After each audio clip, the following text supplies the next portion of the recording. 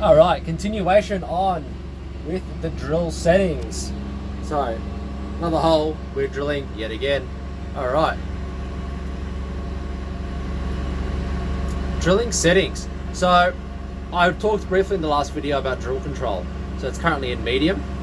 And that changes, as I said, ever so professionally. It's where the green bits go.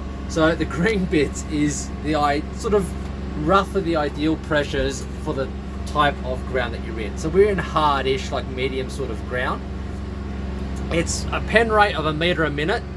It's on the slower end, but there is harder rock out there that will actually be slower to drill through. So, but if the rock is softer, then we don't need as much pressure to go through softer rock.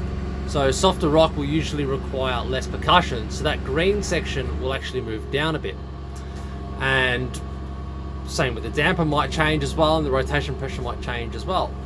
And if we go into like really hard rock, we can change it to a hard setting, which will actually allow the percussion pressure to crank up a little bit more. Oh, hello. Auto rod handler error, upper thread endpoint passed. So it was automatically changing rods and it has faulted for some reason. But that's okay because I know what I'm doing. So we'll manually screw that in. We'll open up the rod arms, of which there are 2.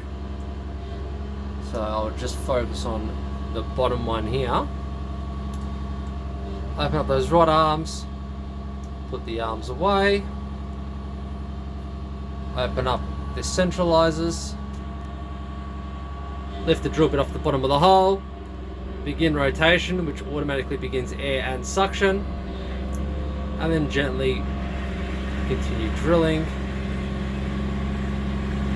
Lots of dust happening, suction's working well. Happy days.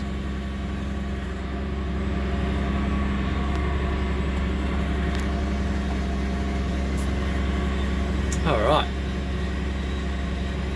so that's the basics of our drill control. RPCF, so rotation pressure controls feed, is active. What does that mean? So as I mentioned in a previous video, if for whatever reason the rotation pressure gets into the yellow, if it gets too high, it could be because the hole's getting bogged, or it could be because the hole is actually deviating off, so the rods are turning in the hole, like going around corners, which we don't want. We don't do that. That's a different style of drilling. So when that happens, rotation pressure controls feed. So if the rotation pressure gets too high, it'll actually back off the feed pressure, so it'll actually stop sort of pushing into the rock as hard, and by reducing that, it obviously reduces the feed pressure. They work together. And then there's another system where once the feed pressure is reduced, it'll also back off the percussion. So too much rotation will reduce the feed, and then the less feed there is will cause the percussion to back off as well.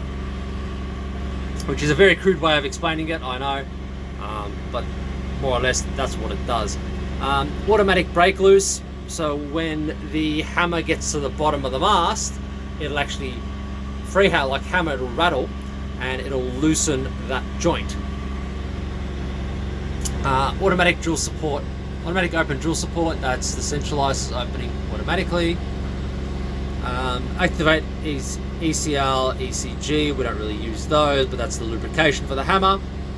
Use a tack tube. A tack tube is the old terminology for a guide tube, which is a thick rod that we sometimes use as a lead rod. We use them because they're thicker and they don't flex, so generally you get straighter holes. Cop stroke position, this is a setting sort of within the hammer. I don't understand it too fully, but it changes the way the piston within the hammer fires. I understand how they are different, but I don't know it well enough to explain it without sounding like I'm a complete retard. And these last few ones we don't even really use. Actuations, It tells us if things are happening. This is kind of sensor stuff. We don't really use it unless things are faulty. Alright, positioning, not much here, same again, just see if sensors are working. Rig, automatic hydraulic oil heating, so when you turn the rig on, if it's too cold, it doesn't like it. So you can set that so it'll automatically heat the hydraulic oil. A few other background settings there, again, most of the stuff that we don't really touch. That's a cool feature, beacon on in mode.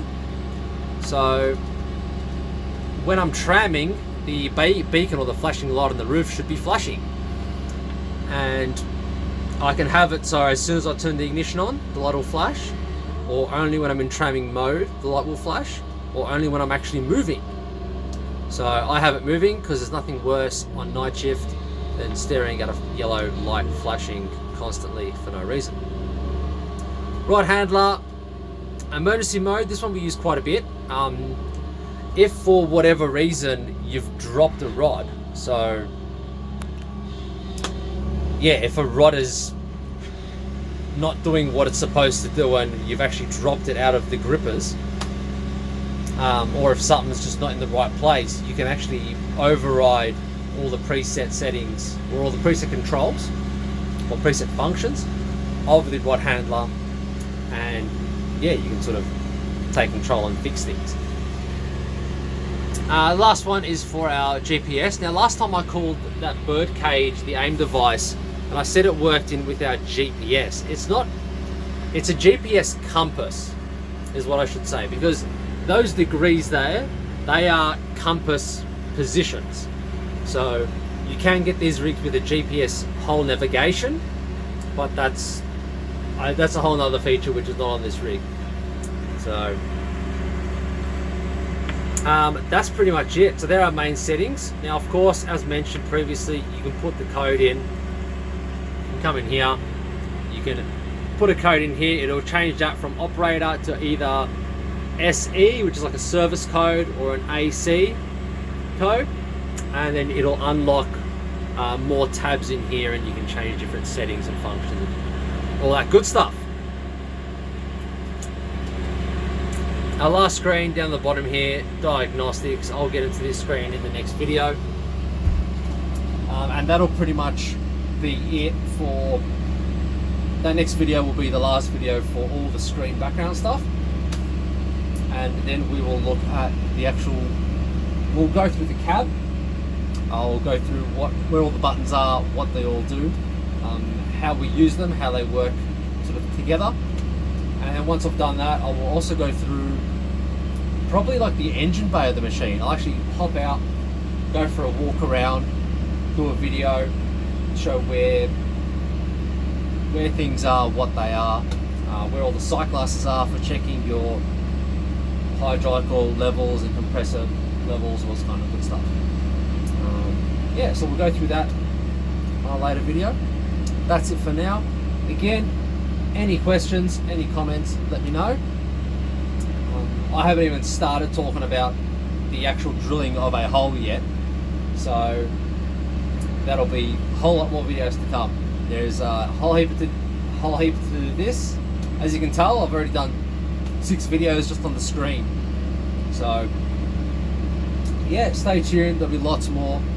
My goal is to try and get as much information out of my head and on video, so basically I can forget about this and move on with my life and have a life after drilling, which is what I plan to do. I enjoy drilling holes, but I don't plan on doing it forever, so I want to sort of capture all the information while I have it and pass it on. So yeah, any questions about drilling, hit me up and I will be more than happy to accommodate. See you in the next video.